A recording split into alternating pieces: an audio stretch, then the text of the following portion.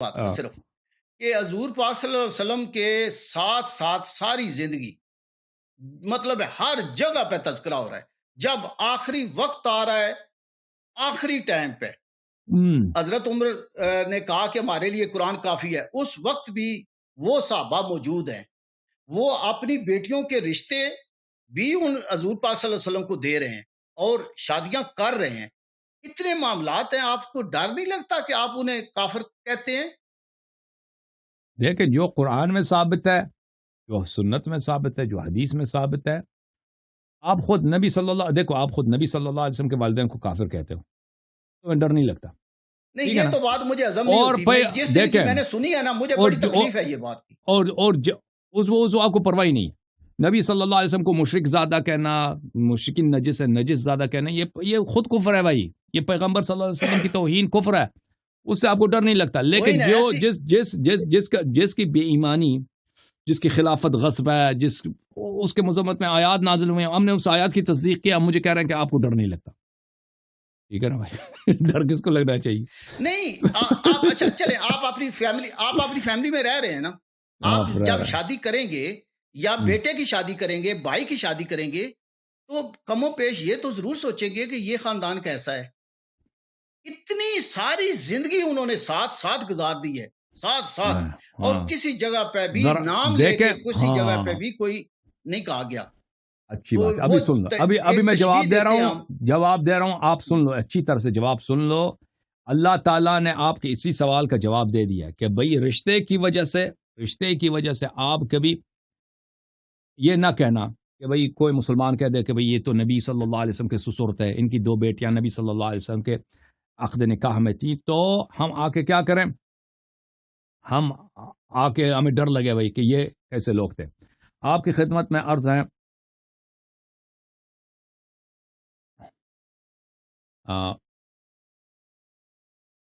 ایک منٹ.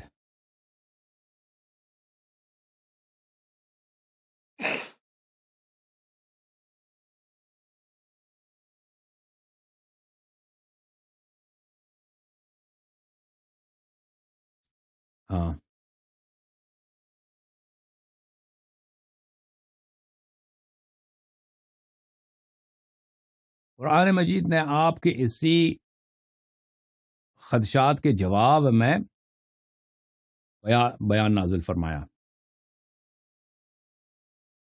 قرآن مجید کی آیت سورہ مبارکہ تحریم میں ضرب اللہ مثلا للذین کفروا امرأة نوح وامرأة لوط كانتا تحت عبدین من عبادنا صالحین فخانتاهما فلم یغنیا عنہما من اللہ شیئا وقیل ادخلا النار مع الداخلین. ایک منٹ بھائی، میں آپ کو کال دوں. آیات بہت ہیں، میں اسی آیت کہ یہ آپ کے ایک ہی آیت پہ اکتفا کرتا ہوں. ضرب اللہ مثلا، اللہ تعالیٰ نے مثال دی ہے، شبیہ بیان کی ہے، للذین کفروا، کفار کے لیے، امرأۃ نوح و امرأۃ لوط، نوح کی بیوی کو اور لوط کی بیوی کو. کانتا، یہ 2 عورتیں تھیں، تحت عبدین من عبادنا صالحین، عقد نکاح میں تھی ہمارے 2 صالح بندوں کی. فخانتاہما، ان سے غداری کی.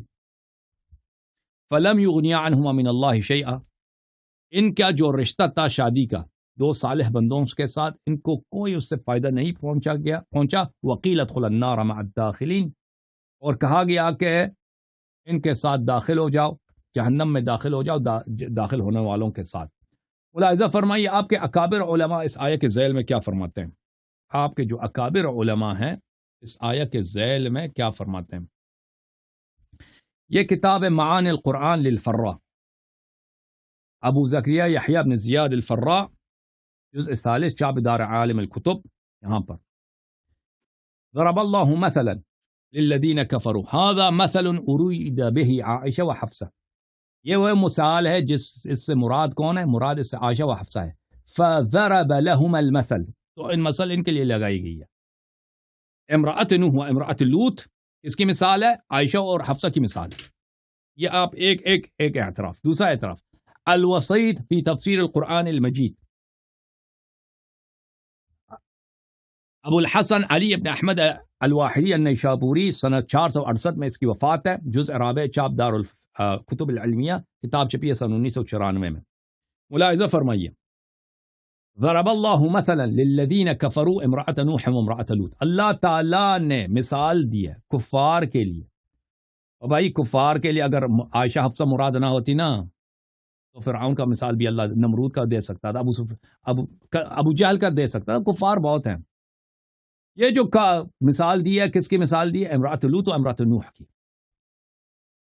ثم خوف عائشہ و حفصہ فی تظاہرہما علی الرسول صلی اللہ علیہ وسلم. اللہ تعالیٰ نے تخویف کیا، ڈرایا عائشہ اور حفصہ کو کہ انہوں نے پیغمبر سے دشمنی کی ہے. وضرب لهما امرأۃ نوح و امرأۃ لوط مثلا، اور امرأۃ نوح اور امرأۃ لوط کی اللہ تعالیٰ نے مثال دی ہے. ملاحظہ فرمائیے، فتح القدیر الجامع بین فنی الروایت والدرایت من علم التفسیر، تالیف محمد ابن علی الشوکانی، سنہ 1250 میں اس کی وفات ہے. جزء خامس یہاں پہ ضرب اللہ مثلا للذین کفروا. اچھا، ضرب اللہ مثلا للذین کفروا یحذر بعائشہ وحفصہ من المخالفة لرسول اللہ صلی اللہ علیہ وآلہ حین تظاہرتا علیہ. اللہ تعالیٰ برخبردار کر رہا ہے عائشہ اور حفصہ کو جب ان دونوں نے پیغمبر صلی اللہ علیہ وسلم کے خلاف دشمنی کی ہے. تظاہر کرنا کسی سے دشمنی کرنا ہوتا ہے. بلی وما احسن من قال فإن ذکر امرأتین النبیین بعد ذکر قصتهما ومظاہرتهما على رسول اللہ صلی اللہ علیہ وآلہ.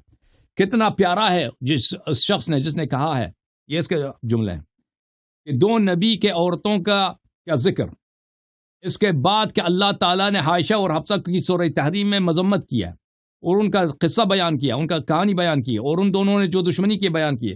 یرشدو الی اتم ارشاد، یہ بہت ہی اتم ارشاد، کامل ترین ارشاد اور ہدایت ہے. ویلوہ ابلغ التلویح الی المراد ان المراد تخویفہما، کہ اللہ تعالیٰ ان کی تخویف کے لیے بیان کر رہا ہے. جب اللہ تعالیٰ نے ان کی مثال بیان کی ہے بھائی کہ ان کی مثال اور ان کی شبیہ کون ہے، اور تم کہتے ہو بھائی یہ تو نبی صلی اللہ علیہ وسلم، بھائی تاکہ یہ اسی لیے اللہ نے بیان کیا ہے تاکہ بعد میں کسی کو غلط فہمی نہ ہو کہ یہ نبی صلی اللہ علیہ وسلم کی دو وائف ہیں، ان کے وائف کو آپ کیسے کہتے ہو. میں آپ کی خدمت میں ایک اور آپ کی خدمت میں عرض کروں کہ فخر رازی صاحب یہاں پہ ان کا بڑا ارشاد ہے. یہ کتاب ہے تفسیر فخر رازی مفاتیح الغیب جس کا نام ہے، جلد نمبر 11، جلد نمبر 11، چاپ دار الفکر، کتاب چھپی ہے سنہ 2005 میں. ملاحظہ فرمائیے، ضرب اللہ مثلا للذین کفروا امرأۃ نوح وامرأۃ لوط، صفحہ نمبر 44. وفی ضمن هذین التمثیلین تعریض بأمی المؤمنین. اس دو مثالوں میں یہ کنایہ ہے. تعریض کنایہ کو بولتے ہیں. کنایہ ہے کس سے؟ دو ام المؤمنین سے. وہ کون ہے؟ وہما حفصہ و عائشہ، حفصہ و عائشہ سے. تو میرے بھائی آپ کہتے ہیں نا پیغمبر صلی اللہ علیہ وسلم سے شادی تھی. اور بھائی شادی تھی، اللہ نے یہی کہہ دیا ہے. آپ لوگ خود پیغمبر کے ابوین کے، ان کے پیغمبر کے جو ابوین ہیں ان کے متعلق قرآن میں کوئی آیت نہیں ہے کہ وہ نستجیر باللہ کافر تھے. ٹھیک ہے نا؟ ان کو کافر کہتے ہو، شرم نہیں آتی. نبی صلی اللہ علیہ وسلم کے دو بیوی ہیں، قرآن میں موجود ہے کہ انہوں نے پیغمبر سے دشمنی بھی کی ہے. ٹھیک ہے، وہ پیغمبر سے دشمنی بھی، وہ قرآن کی آیت موجود ہے. وَإِن تَظَاهَرَ عَلَيْهِ فَإِنَّ اللَّهُ مَوْلَاهُ. اور قرآن کی آیت ہے کہ ان کی مثال ان کی شبیہ زوجہ نوح اور زوجہ لوط کیا ہے کہ وہ دو ہمارے دو صالح بندوں کے عقد نکاح میں تھیں، تو ان رشتے سے ان کو کوئی فائدہ نہیں ہوا کیونکہ ان سے غداری کی ہے تو ان کو جہنم میں دھکیلا گیا. اور پھر قرآن کی تصدیق نہیں کرتے، پھر ہم سے کہتے ہیں الٹا کہ تمہیں ڈر نہیں لگتا. تم بولا بھی بھائی طارق بھائی کس کو ڈر لگنا چاہیے؟ جی بالکل، وہ صحیح ہے. اب اس بات کے ساتھ اینڈ کرتا ہوں میں.